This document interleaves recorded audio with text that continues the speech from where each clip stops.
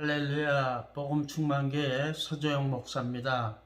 오늘 저는 다니엘서 4장 10절에서 17절을 중심으로 큰 나무 꿈이라는 제목으로 말씀을 증거하고자 합니다.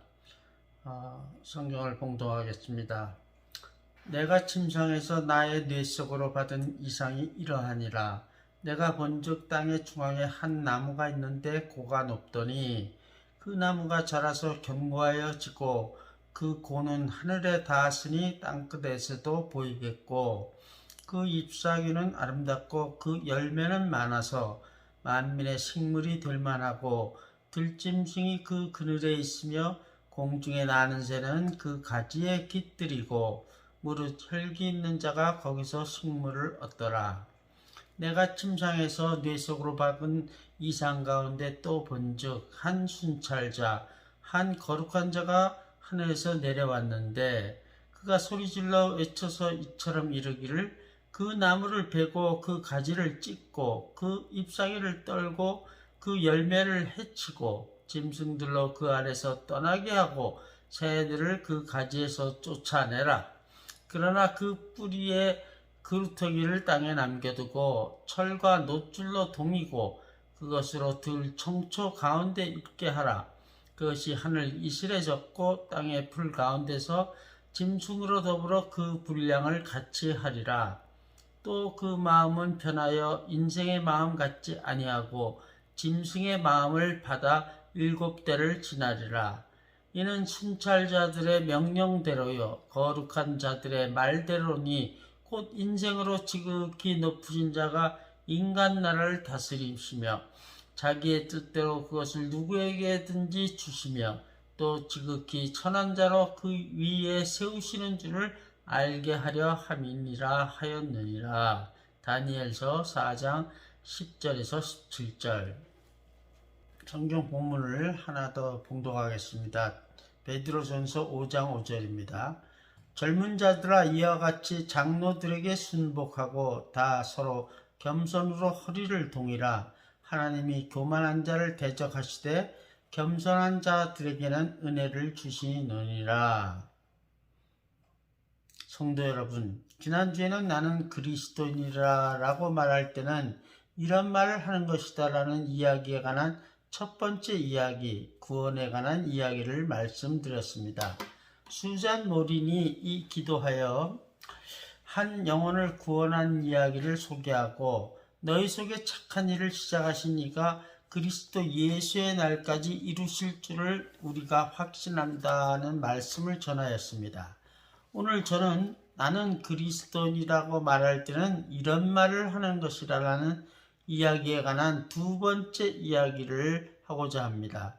이 이야기는 교만에 관한 이야기입니다.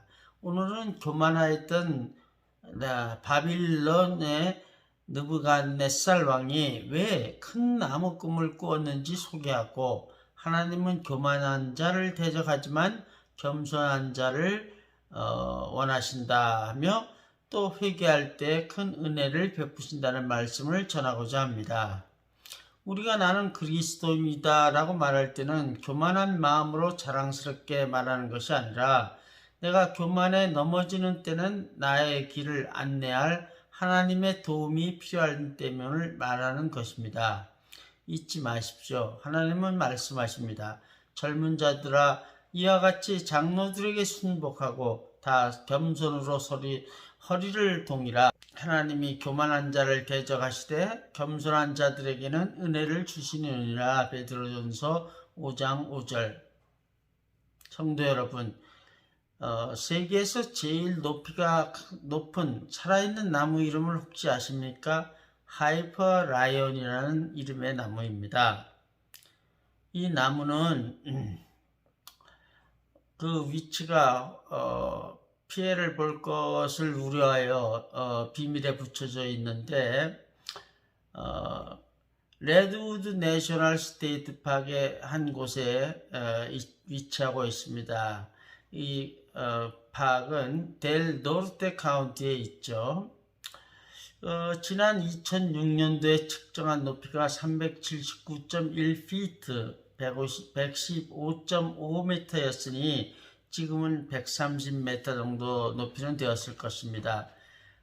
자유의 여신상의 받침대 플러스 여신상 높이가 305feet, 약 93m인 것을 생각하면 얼마나 이 나무가 높은지 상상이 가실 것입니다. 참고로 셔먼 장군이라는 이름이 붙은 자이언트 세코이아 나무는 캘리포니아주 둘레어리 카운티에 있는 자이언트 포레스트 오브 세코이아 내셔널 파크에 있는데, 높이는 세계 제일은 아니지만 부피는 세계에서 가장 큰 나무로 2300에서 2700살 정도 먹은 나무입니다. 오늘 본문의 바벨론의 느부갓네살 왕이 꾼 큰 나무 이야기 아닙니까? 왕은 아마도 세코이아 나무 같은 큰 나무를 꿈에 본 것 같습니다. 꿈 내용을 요약하면 왕이 꿈에 엄청 큰 나무를 보았는데 많은 새들이 살고 많은 열매가 달려 사람, 새들, 짐승이 먹었고, 갑자기 천사가 나타나 그 나무를 베어버리라, 그루터기는 남겨놔라, 그 나무는 7년간 짐승 마음으로 지내리라는 것이었습니다. 왕은 마술사들에게 이 꿈 내용을 말하고 해석을 요청했으나 아무도 해석하는 사람이 없자 결국 다니엘을 불렀습니다. 예전에 이 왕은 자신이 꾼 꿈의 얘기도 하지 않고 꿈 내용이 뭔지 말하고 그 꿈 해석도 말하라고 하는 요구를 마술사들에게 한 적이 있죠. 그때 마술사들은 꿈 내용을 알려주지도 않고 내용과 해석을 하라는 것은 하나님 외에는 아무도 할 사람이 없다라고 말하니까 왕은 화를 엄청 내면서 시대장 아리옥에게 모든 마술사들을 죽이라고 명령했죠. 그 꿈 내용을 알고 하는 해석은 내가 믿을 수 없다. 꿈 내용도 말해주지 않아도 자신이 꾼 꿈을 알고 해석을 만약에 한다면 그 사람은 진정 믿을 만한 해석을 한다는 뜻이었죠. 그때 다니엘이 세 친구들과 함께 기도하여 하나님이 알려주신 꿈 내용과 해석을 왕에게 말한 바 있죠. 그 덕분에 바벨론의 모든 마술사들이 죽임을 당하지 않았죠. 그때 왕은 다니엘의 하나님이 참으로 신 중의 신이라 하고, 다니엘은 총리로, 세 친구들은 도지사들로 세운 바가 있죠. 그 꿈이 무엇인지 알고 계십니까? 왕이 큰 신상을 보았는데 그 머리는 금으로 됐고 가슴과 팔은 은이고 배와 넓적다리는 노시고 발은 철과 진흙으로 만든 것이었죠. 그런데 한 돌이 날라와서 그 신상의 발을 때려 부시니 신상 전체가 다 부수어지고 바람에 날리더니 아무것도 없게 되고 온 세상에는 그 우상을 친 돌만 가득했다는 꿈이었죠. 그리고 다니엘이 해석하기를 우상의 머리는 느부갓네살 왕이고 왕 이후에 다른 나라들이 세상을 다스리다가 마지막에는 한 돌, 영원히 세상을 다스릴 사람 예수님이 세상을 심판하러 온다는 내용이었죠. 왕은 그런 꿈을 꾼 후 약 44피트나 되는 거인 골리앗의 키보다 5배나 높은 큰 금신상을 만들고 모든 신하들로 하여금 그 신상 낙성식의 음악을 연주할 때 모두 다 엎드려 신상에게 절하라고 요구했죠. 왜 그런 큰 금신상을 왕이 만들었을까요? 왕의 꿈에는 자신 상징하는 머리만 금이었으므로 돌멩이가 다 부쉈다. 그러니까 만약에 몸 전체를 금으로 만들었다면 돌에 부서지지 않는 신상일 거다. 그렇게 되면 사람들이 자신을 신처럼 절하게 할 수 있다 하는 생각으로, 즉 교만한 생각 때문에 그런 금신상을 만들지 않았나 생각합니다. 그러나 다니엘의 세 친구들은 절하기를 거부했죠. 풀무불에 집어 던져졌죠. 그러나 그들이 다 죽지 않고 살아나오자 왕은 사람을 구원할 치료는 오직 하나님밖에 없다 하고 하나님을 찬송까지 하면서, 다니엘은 그 낙성식에 아마 참석하지 못했을 겁니다. 아마 출장을 가고 있었던지, 그래서 낙성식 때 금신상에 절하라는 요구를 받지 않았을 것입니다. 그런데 이번에는 왕이 큰 나무 꿈을 본 것입니다. 하나님은 왜 왕이 큰 나무 꿈을 꾸게 하셨을까요?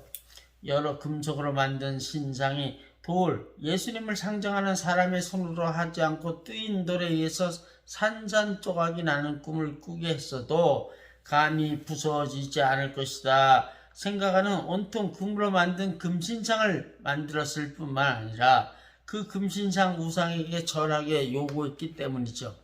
그러자 다니엘은 꿈 얘기를 듣자마자 이는 하나님이 왕에게 7년간 짐승으로 내리는 벌을 내리려 하는 것을 깨달았습니다. 그래서 왕에게 그런즉 왕이여 나의 가난한 것을 받으시고 공의를 행함으로 죄를 속하고 가난한 자를 긍휼히 여김으로 죄악을 속하소서. 그리하시면 왕의 평안함이 혹시 장구하리이다 하였느니라. 말씀처럼 공의를 행하고 가난한 자를 불쌍히 여기라고 권면하였죠. 그러나 왕은 다니엘의 말을 무시하였습니다. 왕은 그 꿈을 꾼 후 약 1년이 지난 어느 날 바벨론 궁 지붕을 거닐다가 이 큰 바벨론은 내가 능력과 권세로 건설하여 나의 도성을 삼고 이것으로 내 위엄의 영광을 나타낸 것이 아니냐라고 말했습니다. 자신의 능력이 있어서 바벨론 왕이 됐고 바벨론을 큰 나라로 만들었다고 주장한 것이고 자랑한 것이죠. 하나님이 왕에게 그런 능력과 권세를 주지 않았다면 그가 아무것도 할 수 없었음을 모르는 교만한 말이었습니다. 왕은 하나님이 인간 세상을 다스리는 것을 몰랐습니다. 하나님의 뜻대로 누구에든지 왕의 자리를 주시며 지극히 천한 자로 왕의 자리에 또 세우는 것도 몰랐습니다. 그러자 하나님은 그를 짐승처럼 7년을 살게 하셨죠. 왜냐하면 하나님이 1년이나 회개할 기회를 주었는데도 불구하고 왕이 회개는커녕 교만에 찬 독백을 하는 것을 보자 1년 전에 미리 경고하신 대로 7년간의 짐승처럼 사는 벌을 내리셨던 것입니다. 어렸을 때 늑대처럼 된 사람, 늑대인간이라는 이야기를 읽어본 적이 있습니다. 이 이야기는 왕이 정말로 소처럼 풀을 뜯거나 짐승처럼 사는 미친병, 리칸트로피라는 수화 광증에 걸렸다고 봐야 되지, 진짜 늑대 같은 짐승이 되었다고 생각해서는 안 될 것 같습니다. 만약 왕이 정말 늑대로 변했다면 7년 동안이나 그 늑대를 왕이라고 알아볼 신하는 없을 것이고 다른 사람이 왕을 대신해서 왕이 되었을 것이니까요.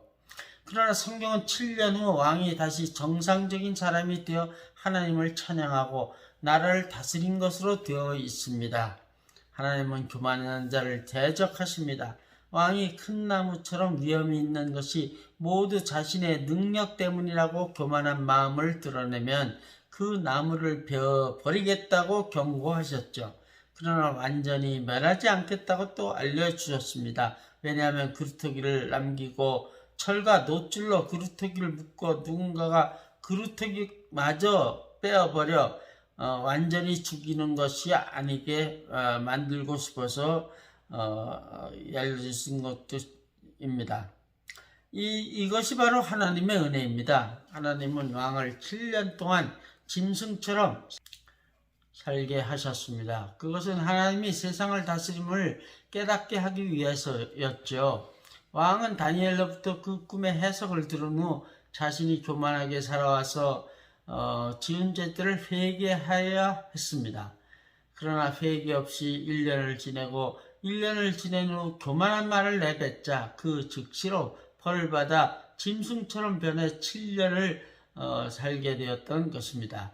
그 7년이 지나자 미리 예언됐던 대로 정상적인 사람으로 돌아왔던 것이죠. 그동안 왕이 얼마나 회개했겠습니까? 그러나 때가 차지 않았으므로 짐승처럼 계속 살았을 것입니다. 이것이 교만의 결과입니다. 하나님이 교만한 자를 대적하기 때문이죠. 그러나 하나님은 겸손한 자에게 은혜를 베푸십니다. 그래서 그가 다시 정상적인 사람이 되어 왕으로 살 수 있게 하사 하나님을 찬양하게 되었던 것이죠. 그가 찬양한 것을 보십시다.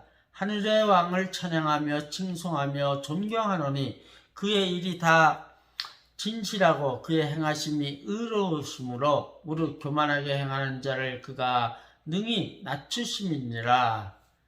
말씀을 맺겠습니다. 성도 여러분, 우리 중 많은 사람들은 부자로 살 때 가난한 사람들을 멸시합니다. 또한 배운 것이 많을 때 배우지 못한 사람을 무시합니다. 느부갓네살처럼 부와 권력을 가졌으면 하나님과 성도를 무시함이 그 얼마나 더했겠습니까? 물질적인 교만뿐만 아니라 영적인 교만도 부립니다. 신앙생활 잘 한다 생각하는 사람이 신앙생활 못한다고 생각하는 사람들을 무시하는 경우도 많이 있습니다. 이 모두가 교만하기 때문에 일어나는 일입니다. 그러나 하나님은 말씀하십니다. 나는 교만한 자를 대적하며 겸손한 자에게 은혜를 베푼다. 오늘 주일 여러분들은 주일 예배에 참석한 여러분들은 하나님은 교만한 자를 대적하지만 겸손해지기를 원하시며 회개할 때 은혜를 베푸신다는 걸 깨달아 늘 겸손하게 하나님의 인내를 구하기를 주님의 이름으로 축원합니다. 아멘.